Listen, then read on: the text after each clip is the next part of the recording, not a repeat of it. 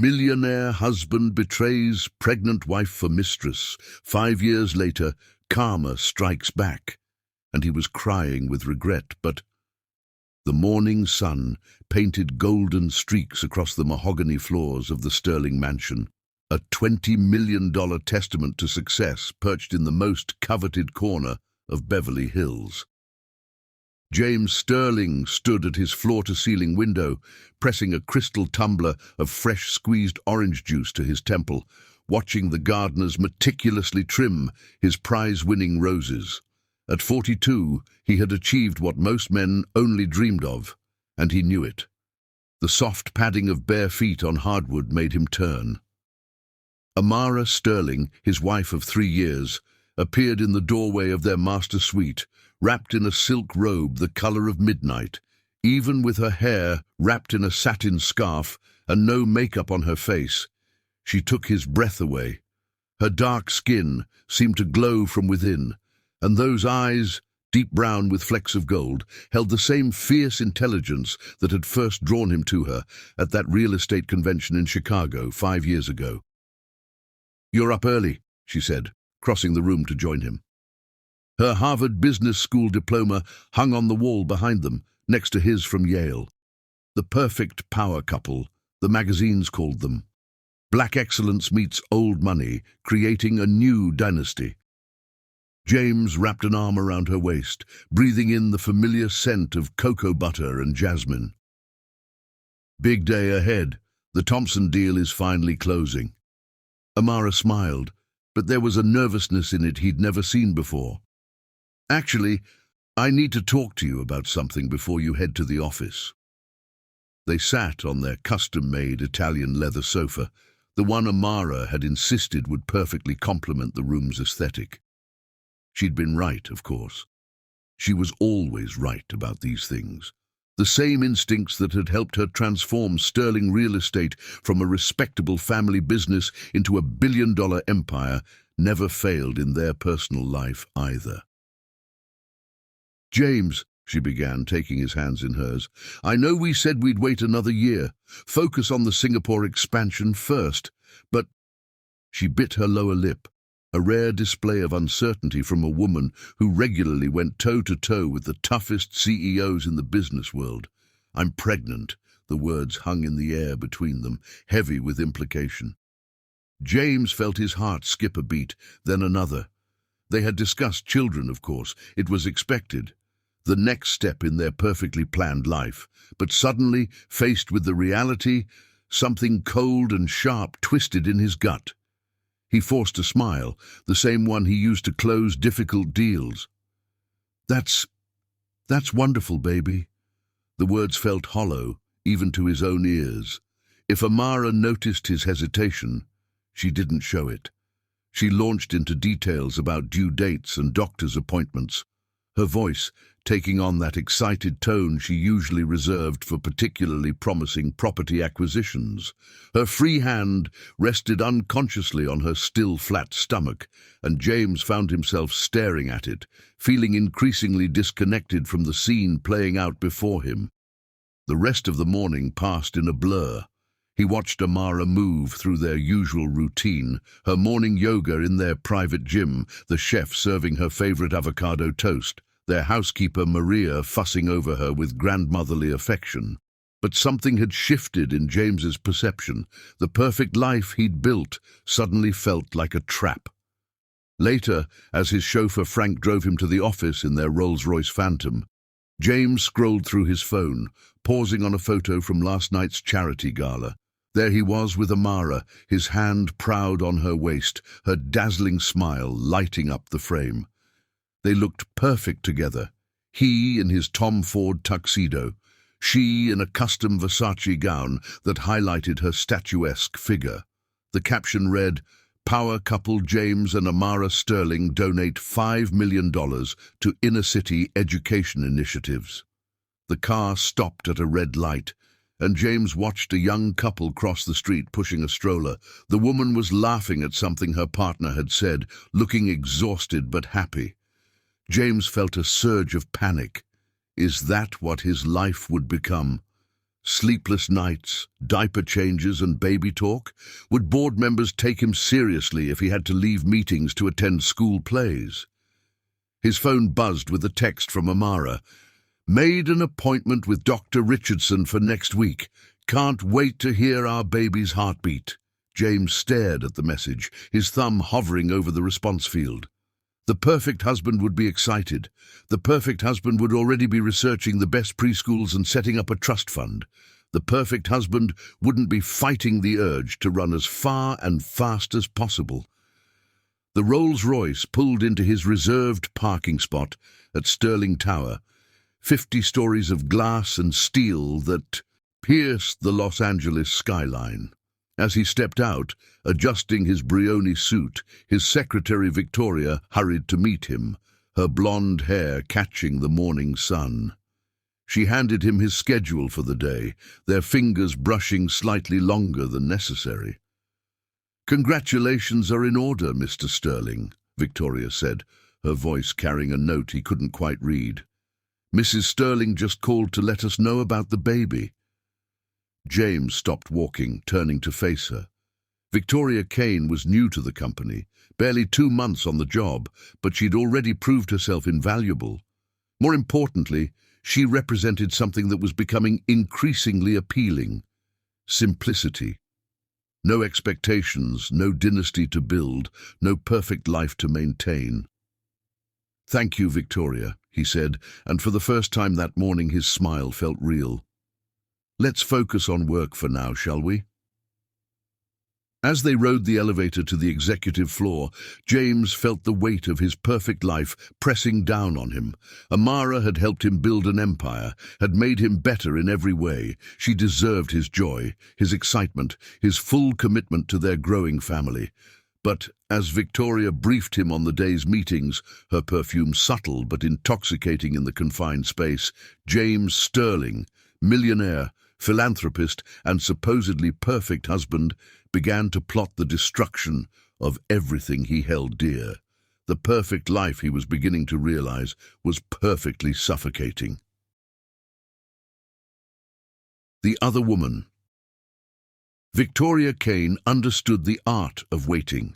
Like a spider weaving its web, she had learned that the most successful traps were built with patience and precision. When she applied for the executive assistant position at Sterling Real Estate, it wasn't by chance. She had studied James Sterling for months, his habits, his weaknesses, and most importantly, the hairline cracks in his perfect marriage that even he hadn't noticed yet. Her first day at Sterling Tower had been calculated down to the smallest detail. The cream-colored Chanel suit, modest enough for the office but tailored to perfection. Her platinum blonde hair styled in soft waves that made her look younger than her 32 years. No wedding ring. She'd learned early in her career that married men preferred their temptations unattached. Mr. Sterling's previous assistant served him for 15 years, the HR director had warned her during the interview. He has exacting standards. Victoria had simply smiled, confidence radiating from her glacier blue eyes. "I look forward to exceeding them." For the first month, she was the model of professional efficiency. She arrived 15 minutes before James each morning, having memorized his coffee preferences: black, 2 sugars, but switched to green tea after lunch. She anticipated his needs before he voiced them, managed his calendar with military precision, and most importantly, she listened. She listened when he complained about board meetings running long. She listened when he grumbled about charity galas eating into his weekends. And she especially listened during those quiet moments when he stared out his office window, sighing about the weight of expectations. The news of Amara's pregnancy was the opportunity she'd been waiting for. She watched James that morning, noted how his hands trembled slightly when he picked up his phone, saw the panic flash across his face when he thought no one was looking. Victoria had played this game enough times to recognize a man on the verge of a crisis. "You seem tense, Mr. Sterling," she said one evening, placing his usual afternoon tea on his desk. The office was quiet, most employees having left for the day. "Is everything all right?" James looked up, dark circles under his eyes betraying his lack of sleep. "Just business," he lied. But Victoria noticed how his wedding ring felt heavy on his finger, how he kept twisting it unconsciously. "Of course," she replied, turning to leave. Then, as if it were an afterthought, "My father was the same way when my mother was pregnant with me. Sometimes I think men process these changes differently than women expect them to." She saw the relief flood his features. Finally, someone who understood. It was the first crack in his armor, and Victoria knew exactly how to widen it. Over the next few weeks, she became his confidant. Small comments here and there, always careful, always seemingly innocent. "Mrs. Sterling called about the doctor's appointment again," she would say, her tone carrying just a hint of sympathy for his obvious reluctance. She started staying late when he did, ordering dinner when meetings ran long. She laughed at his jokes, asked his opinion on matters that made him feel important, and most crucially, she never pressured him about anything. She became his escape. While Amara's morning sickness kept her home more often, Victoria stepped up to accompany James to business lunches and client meetings. She wore subtle perfume that reminded him of his college days, before responsibility and expectations weighed him down. She dropped casual mentions of her past relationships, all with powerful men, all ended because she valued her independence too much. "I could never trap a man like that," she said one night, after 3 fingers of scotch had loosened James's tongue, and he'd confessed his fears about fatherhood. "Children should be wanted by both parents, don't you think?" The words hung in the air between them, dangerous and intoxicating. James stared at her then, really stared, as if seeing her for the first time. Victoria held his gaze, letting him see what she wanted him to see. Freedom, excitement, no expectations. The first touch was accidental, their hands brushing as she handed him a file. The first real kiss happened during a late-night strategy session, both of them poring over contracts, the city lights twinkling below. Victoria pulled away first, playing the part of the conflicted other woman perfectly. "This is wrong," she whispered, her lips still close to his. "You're married, going to be a father." But they both knew it was too late. The trap had sprung. As James's home life became increasingly focused on baby preparations and future plans, Victoria represented everything that his marriage wasn't. Spontaneous, uncomplicated, thrilling. She never mentioned Amara's name, but she made sure James felt the contrast every day. Where Amara was now focused on organic prenatal vitamins and baby-proofing plans, Victoria took James to underground jazz clubs and reminded him of the man he used to be.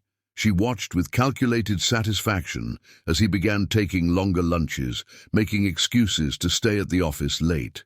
She saved their text messages, kept receipts from their business dinners, documented every indiscretion with the precision of someone who knew such evidence might prove useful one day. The pregnancy seemed to accelerate her timeline. At 7 months, Amara was radiant, her success as a businesswoman now amplified by the glow of impending motherhood. The office buzzed with excitement about the baby, about the perfect power couple's perfect next chapter. Victoria chose this moment to strike. "Maybe we should end this," she said one evening, tears glistening in her eyes. "I can't bear to be your secret anymore. I'll hand in my resignation tomorrow." The panic in James's eyes told her she had won. Within 24 hours, he was planning how to leave his wife, convinced that it was his own idea. Victoria listened patiently as he rationalized his choices, nodding sympathetically as he convinced himself that leaving Amara was an act of kindness. Better to end it now than live a lie. The night before the company gala, Victoria laid out her final piece. "If you're really sure about us," she whispered, "prove it. No more hiding." She watched from the sidelines at the gala, wearing a red dress that cost 3 months' salary, as James Sterling destroyed his marriage in front of Los Angeles' elite. As Amara fled the ballroom, her pregnant figure dignified even in heartbreak, Victoria allowed herself a small smile. The spider had finished her web, and her prey had willingly flew right into it. Little did James know that Victoria had already begun browsing his private banking information, cataloguing his assets, and planning the next phase of her conquest. After all, becoming the other woman was just the beginning of her plan. The real prize would be becoming the next Mrs. Sterling and taking everything that had once belonged to Amara. The public humiliation. The Sterling Real Estate Annual Gala had always been the crown jewel of Los Angeles's corporate social calendar. This year, the grand ballroom at the Biltmore Hotel dripped with white orchids and crystalline chandeliers, each table adorned with hand-calligraphed place cards and vintage champagne worth more than most people's monthly salary. 700 of the city's most influential figures filled the room, their combined net worth rivaling the GDP of a small country. Amara Sterling stood before the full-length mirror in the hotel's VIP powder room, adjusting the drape of her custom-made Valentino gown. The midnight blue silk chiffon floated elegantly over her 7-month baby bump, while strategic beading drew attention to her still elegant neck and shoulders. She had spent an extra hour with her makeup artist, determined to achieve that perfect balance, professional enough for a business event, glamorous enough for a gala, and glowing enough to match everyone's expectations of an expectant mother. "You look absolutely radiant," said Margaret Chen, her closest friend and head of Sterling's Asian operations. But Amara caught the worried glance Margaret threw at her reflection. "James has been distant," Amara admitted, voicing what they both knew. "But tonight's important for the company. The Morrison contract alone could—" "Forget the Morrison contract," Margaret interrupted. "Have you talked to him about—" A discreet knock at the door cut her off. "Mrs. Sterling? Mr. Sterling is asking for you. The speeches are about to begin." Amara squared her shoulders, years of boarding school and Harvard Business School having taught her that appearance was armor. "Time to be brilliant," she said with a smile that didn't quite reach her eyes. The ballroom hummed with the particular energy of old money mixing with new ambitions. Amara moved through the crowd with practiced grace, accepting congratulations on both the company's record-breaking year and her pregnancy. She was, as Forbes had recently declared her, the face of modern corporate America, brilliant, beautiful, and seemingly capable of having it all. She spotted James at the main table, his tuxedo impeccably tailored, his posture radiating the confidence of a man at the height of his power. But something was off. The scotch in his hand was at least his third of the evening, and his smile had that brittle quality she'd started noticing lately. Victoria Kane stood nearby, wearing a red dress that pushed the boundaries of professional propriety. Amara noticed how the younger woman's eyes followed James's every movement. But she pushed the observation aside. She had more important things to focus on tonight. "Ladies and gentlemen," the MC announced, "please welcome to the stage the man of the hour, Mr. James Sterling." The applause was thunderous. James rose, straightening his bow tie. As he passed Amara, she reached for his hand, a gesture they'd shared at every gala for the past 3 years. He walked past without seeming to notice. Thank you," James began, his voice carrying that slight echo that expensive sound systems produce. "Sterling Real Estate has had an extraordinary year." Amara listened with growing unease as James departed from their carefully prepared speech. His words were slightly slurred, his usual polish showing dangerous cracks. "Success," he continued, swaying slightly. "Success comes at a price, doesn't it? We all pretend. We all wear masks. Tonight, I'm taking mine off." The room fell silent. Even the waiters stopped moving, sensing the shift in atmosphere. "My wife," James gestured toward Amara, making every eye in the room turn to her. "My brilliant, perfect wife. She's given me everything a man could want, including apparently a child. Amara felt her blood run cold. Margaret's hand found hers under the table, squeezing tight. But perfection, James laughed, a hollow sound. Perfection is exhausting. And sometimes a man needs more than perfection. Sometimes he needs truth. Victoria Kane stepped forward, her red dress a slash of color against the white orchids. James's face transformed as he looked at her, showing more emotion than he'd displayed in months. The truth is, his voice dropped, intimate despite the microphone, I've found something real, something that isn't built on expectations and obligations. Victoria Dot. The gasps were audible. Phones appeared in hands throughout the ballroom, social media vultures ready to feed on the unfolding drama. And the baby? James continued, his words now aimed directly at Amara like poisoned darts. Well, timing is a funny thing, isn't it? All those late nights at the office, all those business trips. The insinuation hung in the air like smoke. Amara felt the baby kick, a sharp reminder of the innocent life caught in this nightmare. She rose slowly, her hand resting protectively over her stomach. The room was so quiet you could hear the ice melting in abandoned glasses.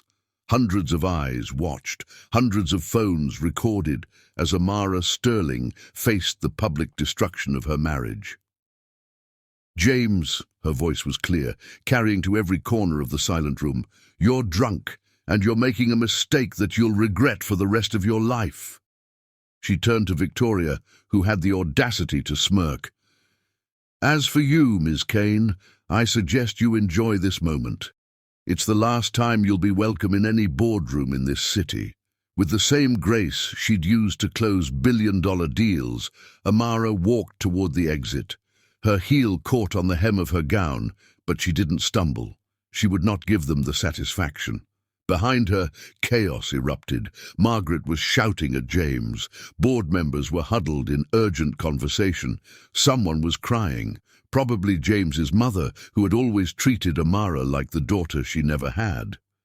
The valet brought her car in record time, likely having watched the scene unfold on social media in real time.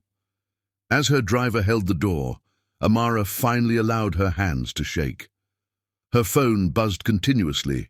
CNN, Bloomberg, every business journal in the country wanting a statement. Already she could see the headlines. Sterling empire crumbles, corporate power couples public split. Pregnant executive humiliated. At company gala, Sterling's other woman.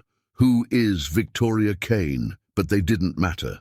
What mattered was the life growing inside her, the empire she'd helped build, and the dignity she refused to lose. Tomorrow she would call her lawyers. Tomorrow she would protect what was hers. Tomorrow she would begin again. Tonight, though, as her car glided through the Los Angeles streets, Amara Sterling allowed herself one moment of pure, private grief for the life she'd thought she had, and the man she'd thought she knew. Her phone buzzed one final time, a message from Margaret. He just fired anyone who walked out after you. Half the board is gone. He's lost his mind. Amara turned off her phone. In the quiet darkness of the car, her baby kicked again, stronger this time. She placed both hands on her stomach and whispered, "It's just you and me now, little one. And we're going to be extraordinary." Rock bottom. The morning after the gala, James Sterling woke up with a crushing hangover and Victoria Kane in his bed at the Peninsula Hotel. His phone showed 78 missed calls, 143 text messages, and countless email notifications. The Wall Street Journal's headline glared at him. Sterling real estate in freefall, stock drops 30% after CEO's public meltdown. "Make them all go away," he groaned, pulling a pillow over his face. Victoria stretched beside him, cat-like and satisfied. "That's the thing about scandals, darling," she purred, scrolling through her own phone. "They don't go away. They evolve." By noon, the damage assessment began rolling in. Half his board of directors had resigned, including Thomas Chen, his oldest friend and Margaret's husband. Their resignation letters, leaked to the press, cited moral and ethical concerns about leadership. 3 major pension funds had already divested their holdings, and the Morrison contract, worth $500 million, was officially dead. "Let them leave," James declared, pouring himself a breakfast scotch in the hotel suite. "We'll build something new, something that's truly mine." Victoria watched him with calculating eyes as she slipped into a hotel robe that cost more than most people's rent. "Of course we will, darling. But first, we need to deal with your previous obligations." Those obligations became clear when James's personal attorney, Richard Goldman, arrived looking like he hadn't slept. "She's filing for divorce," Richard announced without preamble. "And James, it's not good." The prenuptial agreement, which James had once bragged about to his golf buddies, had a morality clause. Public infidelity meant it was void.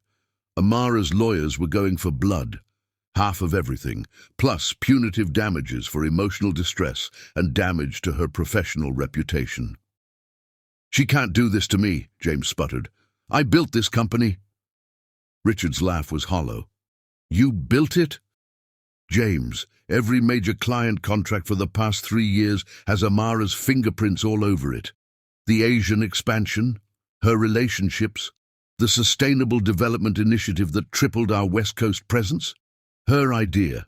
Hell, even the banks prefer dealing with her." "Then we'll fight it," Victoria interjected smoothly, her hand possessive on James's shoulder. "Everyone loves a good courtroom drama." Richard looked at her with undisguised contempt. "A courtroom drama where a wealthy man abandons his pregnant wife for his secretary. In this political climate, we'll be crucified." The next few days became a blur of crisis management meetings and damage control attempts. James moved Victoria into the Beverly Hills mansion, ignoring the way Maria, the housekeeper of 15 years, quit on the spot. Victoria immediately began redecorating, which meant removing every trace of Amara's presence. The press camped outside their gates, hungry for more drama. They got it when Victoria appeared wearing Amara's favorite Van Cleef & Arpels necklace, a first anniversary gift that had been featured in Vogue's Power Couples spread. "You went through her jewelry?" James asked, the scotch in his hand doing little to dull his growing unease. Victoria shrugged, admiring herself in the mirror. "She left it behind, darling, just like she left you."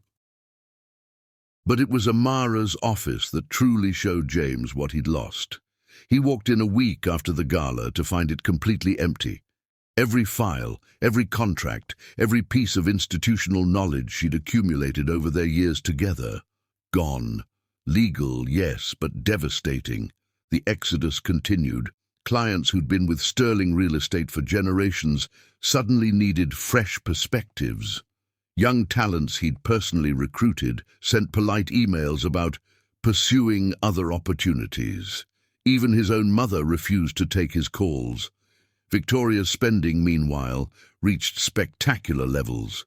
She hired a personal stylist, ordered a fleet of new cars, and began planning extensive renovations to every property James owned. "We need to show them we're untouchable," she explained, waving away his concerns about cash flow. "Image is everything." But image couldn't stop the bleeding. By the end of the first month, Sterling Real Estate stock had lost 60% of its value. The board, now stacked with Victoria's recommended replacements, pushed through increasingly desperate measures. They laid off long-time employees, sold off profitable divisions at fire sale prices, and took on high-interest debt to maintain liquidity. James watched it all through a haze of expensive scotch and sleeping pills. He fired anyone who mentioned Amara's name, surrounded himself with yes-men, and tried to convince himself that this was the freedom he'd wanted. The final blow came during a late-night drinking session in his home office. Scrolling through his phone, trying to avoid news about his company's latest setback, he found himself on Amara's social media.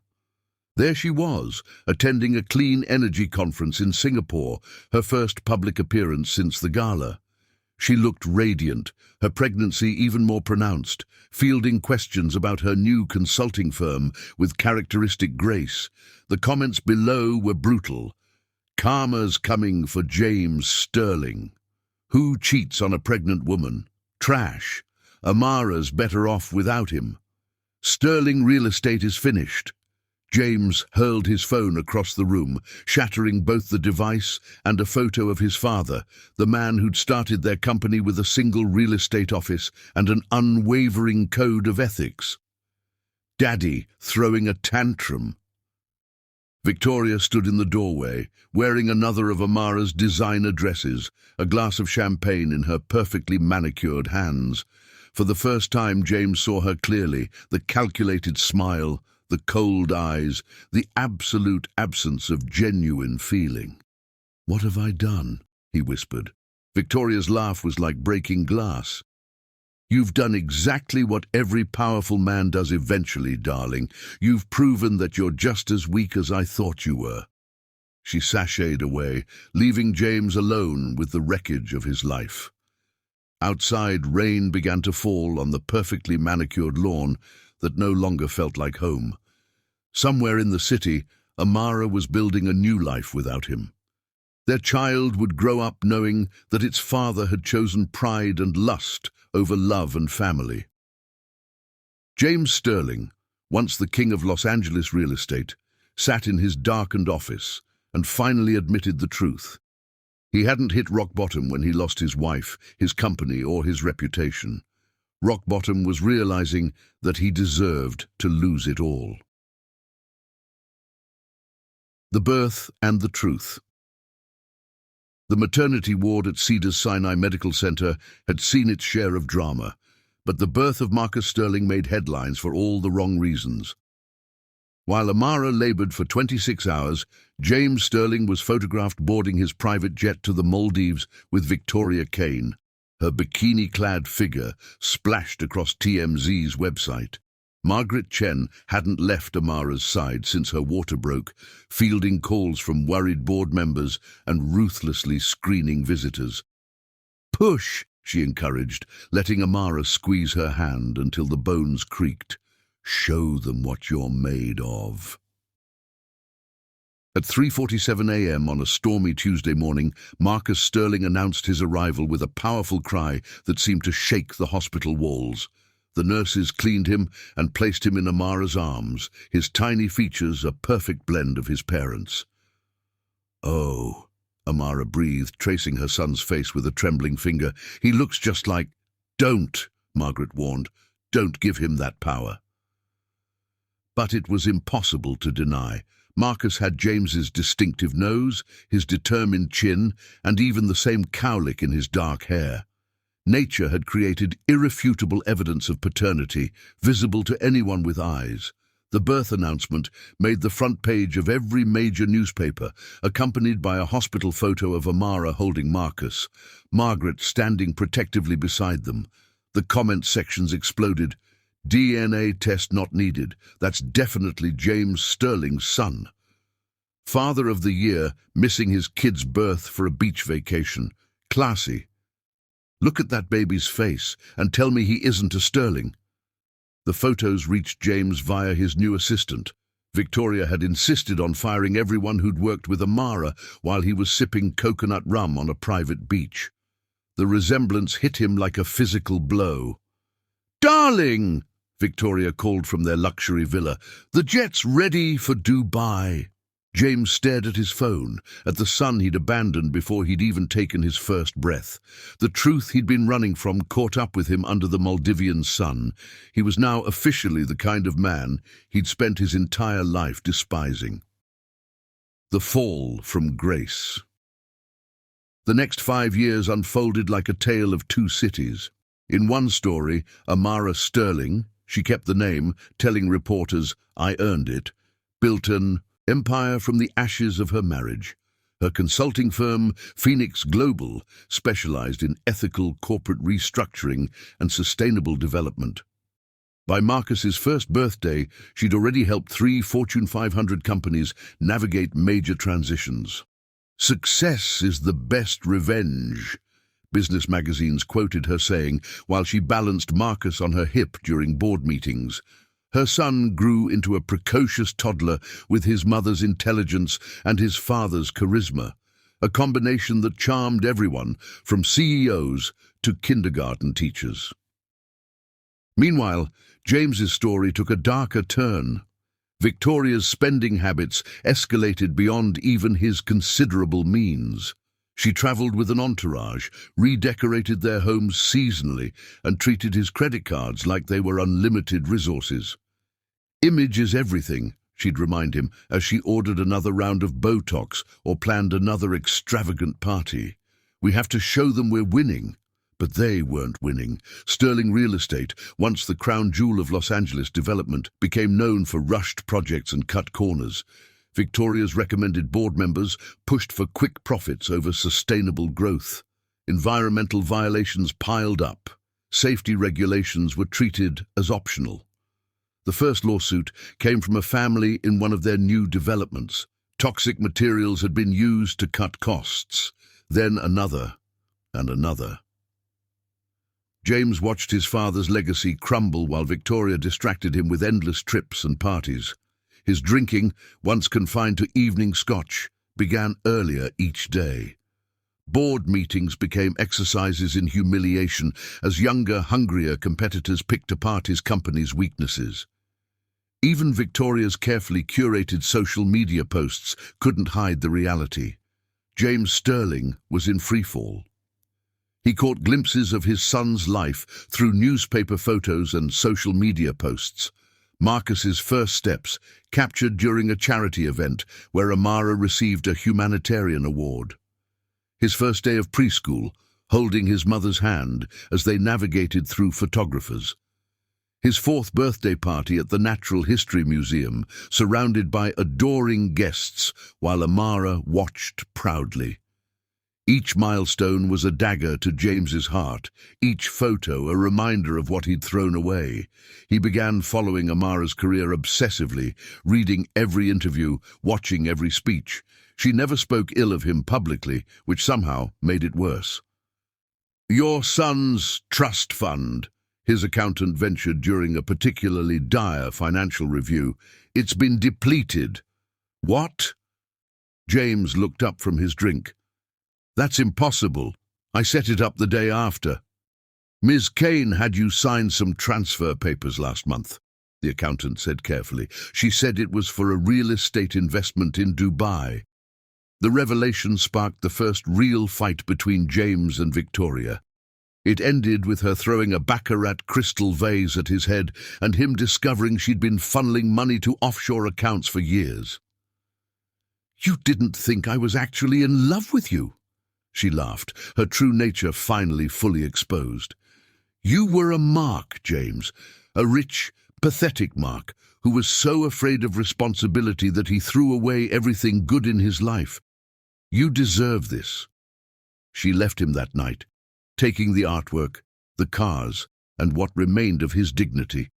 The prenup she'd insisted they sign, it turned out, heavily favoured her in case of infidelity on his part.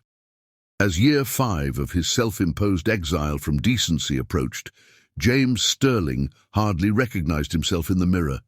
His once sharp suits hung loose on his frame, his hair had gone prematurely grey, and his eyes held the haunted look of a man who'd lost his soul. One morning, nursing another hangover, he opened the Wall Street Journal to find Amara on the cover. The headline read, "Phoenix Rising, How Amara Sterling Revolutionized Corporate Restructuring." The article praised her innovative approaches, her commitment to ethical business practices, and her ability to balance single motherhood with running a billion-dollar consultancy. A quote from Marcus, now 5 years old, appeared in the article's conclusion. "My mommy fixes broken companies and helps people keep their jobs. She's a superhero." James closed the paper, walked to his home office, and for the first time in 5 years, allowed himself to cry for everything he'd lost, and for the man he should have been. The revelation. On Marcus's 5th birthday, James Sterling stood across the street from the Natural History Museum, watching through the decorative iron fence as caterers unloaded dinosaur-themed party supplies. His Mercedes, once gleaming and proud, now sat dusty in the parking lot, a fitting metaphor for his fallen status. He hadn't been invited, of course.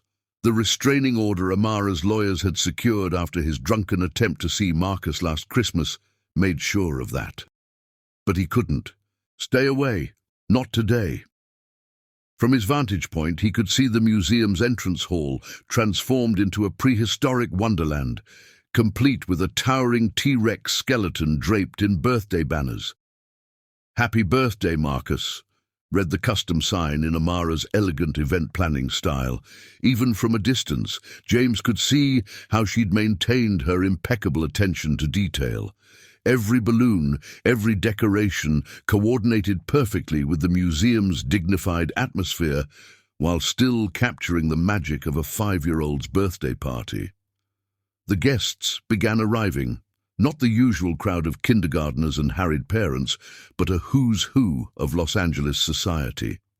Federal judges carried wrapped presents, tech billionaires helped their children out of Teslas, and even the mayor made an appearance. This wasn't just a birthday party. It was a statement about which Sterling commanded respect now. "Mommy, look! A real dinosaur!" James's heart stopped at the sound of that voice. Marcus burst through the museum doors onto the front steps, wearing a junior paleontologist outfit complete with a pith helmet that was slightly too big for him. James gripped the fence, his knuckles white, drinking in every detail of his son's appearance. The boy was tall for his age, with James's height but Amara's natural grace. His skin was a perfect blend of both parents, and his smile, God, that smile was pure Amara, full of joy and intelligence. Marcus bounced on his toes as he pointed out various dinosaur facts to his guests, his extensive vocabulary betraying both his mother's Harvard genetics and her devotion to his education. "That's the Tyrannosaurus Rex," Marcus explained to a younger child with professorial authority. "But don't worry, it's been extinct for 65 million years. My mummy says knowledge makes fear go away." Amara appeared behind him, resplendent in a sage-green dress that made her look like she'd just stepped off a magazine cover. 5 years had only enhanced her beauty, adding a mature confidence that came from rebuilding her life on her own terms. She knelt beside Marcus, her hand gentle on his shoulder as she helped him welcome his guests. "Remember what we talked about?" she asked him softly, but James could still hear her words carry across the quiet morning air. Marcus nodded solemnly. "Everyone has different circumstances, so we don't brag about our party. We just make sure everyone has fun and learns something cool about dinosaurs." "That's my boy," Amara smiled, straightening his helmet. "Now should we go see if the fossil exhibition is ready?" "Yes," Marcus cheered, then turned to his little group of friends. "Did you know they have a real velociraptor claw? My mommy helped the museum get it. She says just because something is broken doesn't mean it's not valuable anymore." The double meaning of those words hit James like a physical blow. He watched as Amara led the children inside, her natural leadership evident in how both kids and adults gravitated toward her. Through the museum's glass doors, he could see the party taking shape, educational activity stations mixed with age-appropriate fun, creating an environment that was both entertaining and enriching. Margaret Chen arrived with her husband Thomas, their twins in tow. James remembered when those twins were born, how he'd been named their godfather in happier times. Now they probably didn't even know who he was. "Uncle Marcus!" the twins called out, running to his son. The word struck James like lightning. Marcus was building his own family connections, forming bonds with people who showed up for him, who earned the right to be called family. Through the glass, James watched as Marcus opened his presents. Each gift seemed carefully chosen to nurture his interests. science kits, educational games, books about dinosaurs and space. The boy's face lit up with genuine appreciation for each one, always remembering to thank the giver with the impeccable manners Amara had instilled. "Would you like a picture, sir?" A security guard had approached, noticing James's prolonged presence. "I'm going to have to ask you to move along." James stepped back, his expensive shoes scuffing against the sidewalk. In that moment, watching his son celebrate without him, the full weight of his choices crashed down upon him. He hadn't just lost his wife and child, he'd lost the chance to be part of shaping a remarkable human being. Through the fence, he could hear Marcus's laughter mixing with the excited chatter of his friends. The boy was explaining the difference between herbivores and carnivores to his captivated audience, his small hands gesturing enthusiastically as he spoke. Every movement, every expression showed glimpses of the exceptional man he would become, guided by Amara's wisdom and strength. James turned away, his vision blurring. He'd spent 5 years blaming others, Amara for being too perfect, Victoria for her manipulation, the board for their desertion. But standing here, watching the joy he could have been part of, the truth finally broke through his walls of denial. He'd had everything. A brilliant wife who challenged him to be better, a child who would have looked up to him with those bright, curious eyes. A legacy that could have meant something real, and he'd thrown it all away for what? Cheap thrills with a con artist? Freedom from responsibilities that now seemed like precious privileges? As James walked back to his car, Marcus's voice carried one last time across the morning air. "Mommy, did you know T-Rex families stayed together their whole lives? They protected each other." That simple fact, delivered in his son's innocent voice, became the final revelation James needed. He'd failed at the most basic instinct nature had programmed into even the fiercest predators, the drive to protect and cherish one's family. Sitting in his car, watching party balloons dance against the museum's stone facade, James Sterling finally understood that his rock bottom hadn't been losing his money, his company, or even Victoria's betrayal. Rock bottom was realizing that his 5-year-old son knew more about loyalty, love, and family than he'd learned in 47 years of life. And for the first time since everything fell apart, James felt something new stir in his heart. Not self-pity or regret, but a desperate, burning desire to become the kind of man who deserved to be part of that little boy's life, even if it took the rest of his life to prove it. The long road to redemption. James finally understood that no amount of money could fix what he'd broken. He sent Victoria packing, got sober, and started the humbling process of making amends. Amara didn't make it easy, nor should she have. But when he proved, month after month, that he'd changed, she allowed him short visits with Marcus. James learned that redemption isn't found in grand gestures or quick fixes, but in the patient rebuilding of trust, one small act of genuine repentance at a time. While their romantic relationship was over forever, they slowly forged a different kind of bond, one built on the shared love for their son and the wisdom that comes from painful lessons learned too late. The first year was the hardest. Each supervised visit with Marcus felt like walking on eggshells, the weight of his past mistakes hanging heavy in the air. The boy's tentative smiles and careful distance cut deeper than any anger could have. But James showed up every time, sober and present, even when Marcus barely spoke to him. Amara watched from the sidelines, her arms crossed and her eyes sharp, until the day Marcus spontaneously hugged his father after a successful Little League game. She saw James's hands tremble as he returned the embrace, saw the tears he quickly blinked away. That evening, she agreed to let James start taking Marcus to his baseball practices. As the seasons changed, so did their dynamic. James found his footing as a father, learning to navigate parent-teacher conferences and doctor's appointments alongside Amara without the old tension threatening to explode. He discovered that being a good co-parent meant swallowing his pride, admitting when he was wrong, and putting Marcus's needs before his own desire to be right. When Marcus turned 13, he asked about the past, the real story, not the sanitized version. Over dinner at their favorite diner, James laid his failures bare, answering his son's questions with unflinching honesty. The bottle became more important than anything else, he admitted, watching Marcus push French fries around his plate. I hurt people I loved because I couldn't face who I'd become. Getting sober wasn't just about stopping drinking, it was about becoming someone worth trusting again. Marcus nodded slowly, processing. Mom says you're not the same person anymore. Your mother, James replied carefully, is one of the strongest people I know. She protected you when I couldn't protect myself.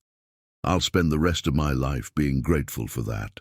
As Marcus entered his teenage years, James became something he never expected, a steady presence, a voice of hard-won wisdom.